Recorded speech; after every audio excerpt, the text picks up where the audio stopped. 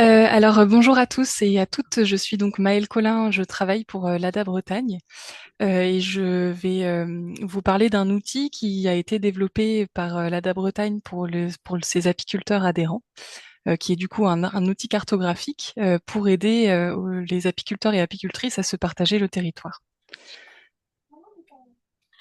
Alors, une petite mise en contexte déjà de l'émergence de cette initiative. En fait, c'était une initiative qui a été proposée et accompagnée par les apiculteuristes eux-mêmes.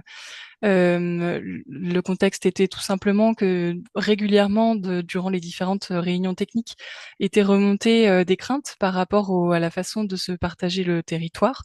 Donc, des choses dont on a déjà pu parler au cours de ce webinaire, et notamment des difficultés liées à parfois des ruchers de deux apiculteurs voisins ou voisines qui en fait étaient très proches l'un de l'autre, parfois des ruchers qui arrivent, parfois des ruchers découverts par surprise et qui posent certaines questions, notamment sur plusieurs aspects. Ça peut être la question de l'échange les croisements génétiques, ça peut être les questions de transmission de maladies et bien sûr la question qui revenait aussi très fréquemment, c'est de savoir s'il allait avoir suffisamment de ressources pour nourrir en fait toutes les abeilles présentes au même endroit.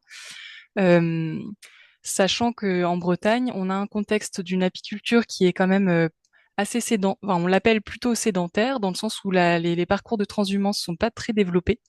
On a dans l'année deux périodes de disette alimentaire qui sont récurrentes, une à la fin des floraisons de printemps et une à la fin des floraisons estivales, qui donc des situations de disette qui peuvent rapidement se transformer en famine quand il n'y a pas assez de ressources et par extension créer une peur que ça se transforme rapidement en famine quand il y a beaucoup de ruchers qui partagent les mêmes zones de butinage.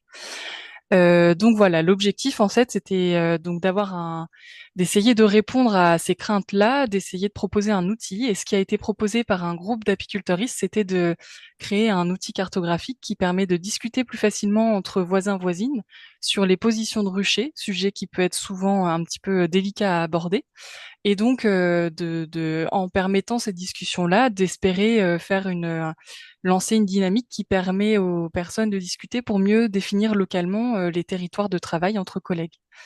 Notamment, cet outil tel qu'il est conçu est donc un outil cartographique qui permet de rendre visibles les proximités entre les ruchers et d'avoir une base de communication pour favoriser les échanges.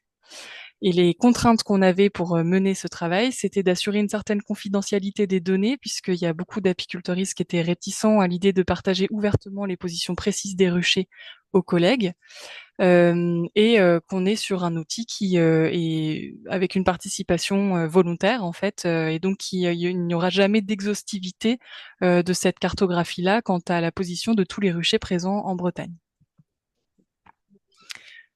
Alors voici comment ça se passe. Pour renseigner l'outil, en fait, on réalise un appel à données sur l'hiver à l'ensemble des apiculteuristes qui sont membres de l'ADA Bretagne. Les personnes qui souhaitent participer sont amenées à remplir un tableur Excel lesquels on ne demande pas forcément beaucoup d'informations, mais à minima de renseigner les coordonnées GPS des positions de ruchers et quelques informations qui sont pas vraiment valorisées pour l'instant sur les ruches qui composent ces ruchers, à savoir si c'est plutôt un rucher de fécondation, de production, de transhumance et combien de colonies on peut avoir selon les moments de l'année dessus. Euh, donc le remplissage de ce tableur est assez simple. Il peut être assez long quand c'est la première fois, puisque ça dépend évidemment du nombre de ruchers que la personne va avoir. Mais l'avantage, c'est que la carte est mise à jour annuellement et qu'en fait, à chaque mise à jour annuelle, on renvoie le tableur qui avait été rempli l'année d'avant. Et donc la personne n'a qu'à faire les modifications des ruchers qui se sont ajoutés et des ruchers qui se sont supprimés.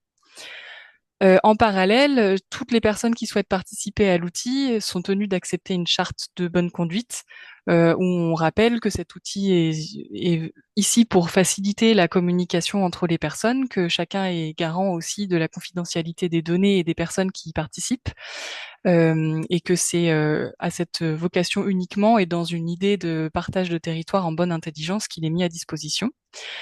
S'ensuit après la collecte de données un traitement des données de notre côté et la fameuse mise à jour de cet outil cartographique. Et ensuite, chaque personne qui a participé à l'outil reçoit un lien en fait vers une carte qui lui est individuelle et qui prend en compte les informations qu'elle nous a communiquées. Voici à quoi ça ressemble. C'est une carte très simple en fait où la personne a accès à la position précise des ruchers qu'elle a renseignés. On trace une aire de butinage en fait pour qu'elle soit visualisable sur 1,5 km de rayon. Et ensuite, on indique par des rectangles rouges là où il y a ce qu'on peut appeler des zones de recoupement, mais qui sont en fait des zones où l'aire de butinage est partagée avec l'aire de butinage d'un rucher d'un ou d'une autre apicultrice qui travaille à proximité. L'idée, c'est d'indiquer que l'aire de butinage est partagée, donner accès aux coordonnées de l'apiculteur ou l'apicultrice qui est à côté. Donc, si on clique sur ce petit rectangle rouge là, on peut avoir l'adresse mail de la personne et son numéro de téléphone. Et l'outil s'arrête là, c'est-à-dire qu'il en va ensuite de la responsabilité des deux personnes concernées de voir si elles se contactent ou pas. Ça peut dépendre évidemment de beaucoup de facteurs, hein. Ça peut dépendre du contexte, ça peut dépendre de savoir si elles avaient déjà connaissance de ces ruchers à proximité, auquel cas c'est pas forcément la peine de recontacter la personne. Et parfois, ça permet aussi aux apiculteuristes de se rendre compte que voilà, un collègue ou une collègue travaille en fait à proximité et qu'il ou elle ne pensait pas qu'il y avait plusieurs personnes qui travaillaient sur cette zone. Voilà, et donc ça, c'était l'intérêt premier de l'outil. Mais en fait, on bénéficie d'un effet un peu secondaire qui n'était pas forcément prévu. Enfin, du moins, c'était pas l'objectif premier quand ce projet a émergé, qui est qu'en fait, en termes d'animation à la Bretagne, cet outil nous est aussi très favorable. En fait, on peut avoir constitué avec toutes les données, pour nous uniquement en tant qu'animatrice, une carte globale où on peut visualiser les ruchers de toutes les parties prenantes de l'outil, donc tous les apiculteurs et apicultrices membres qui ont voulu participer, ce qui nous donne une vision un peu plus globale et qui peut nous servir dans deux situations. La première situation, c'est lorsque un apiculteur souhaite implanter un nouveau rucher, a reçu par exemple une proposition d'emplacement et se demande s'il n'y a pas déjà un ou une collègue qui travaillerait à proximité.